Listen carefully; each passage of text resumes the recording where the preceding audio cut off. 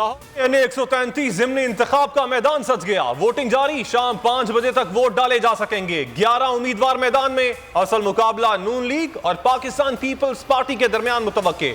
नून league की शाइस्ता परवेज मलिक मजबूत उम्मीदवार। नशिस्त उनके शौहर परवेज मलिक के इंतकाल के बायस खाली हुई थी। सिक्योरिटी के सख्त इंतजाम।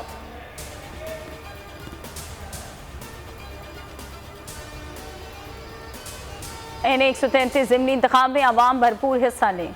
वोट की ताकत से महंगाई और बेरोजगारी का रास्ता रोकें। शहबाज शरीफ कहते हैं कि शहरी हालात बदलने में किरदार अदा करें, कारकर्दगी को वोट दें।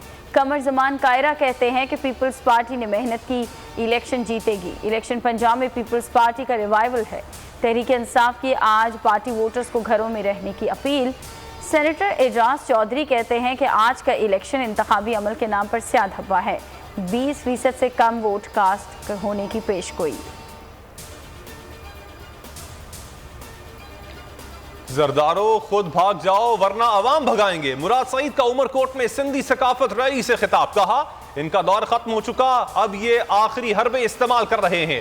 रोटी कपड़ा और मकान के नाम पर अवाम को लूटा गया। सिंधी कार्ड खेलते हैं लेकिन काम नहीं करते।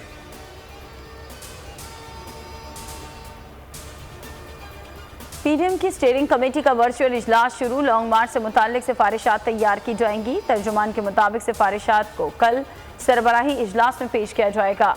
हाफिज हमदुल्ला कहते हैं कि सिफारिशात की मंजूरी पार्टी सरबराहन देंगे। सानिया सियालकोट में मजीद 6 मरकजी मुल्जिमान गिरफ्तार। 124 जेर हिरासत अफराद में से 19 मरकजी मुल्जिमान सामने आ चुके। तर्जुमान पंजाब पुलिस के मुताबिक गिरफ्तारियां सीसीटीवी फुटेजेस और मोबाइल फोन कॉल्स डेटा की मदद से हुई। वजीर आला उस्मान बुज़दार की मुल्जिमान के खिलाफ कानूनी कार्रवाई तेज करने की हिदायत। श्रीलंकन शहरी की लाश लाहौर पहुंचा दी गई।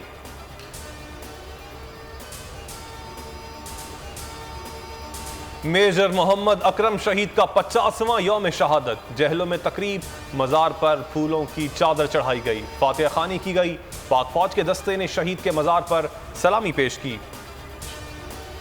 मेजर मोहम्मद अकरम 1971 की जंग में मार्का हिल्ली के हीरो हैं। ढाका टेस्ट बारिश के बायस एक मरतबा फिर तातुल का शिकार। आज अब तक 5 ओवर्स कराए गए। पाकिस्तान ने पहली इनिंग्स में 2 विकेटों पर 188 रन बना लिए।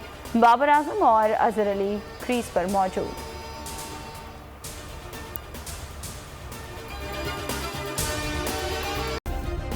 सब्सक्राइब करें और बेल दबाएं ताकि कोई खबर रह न जाए।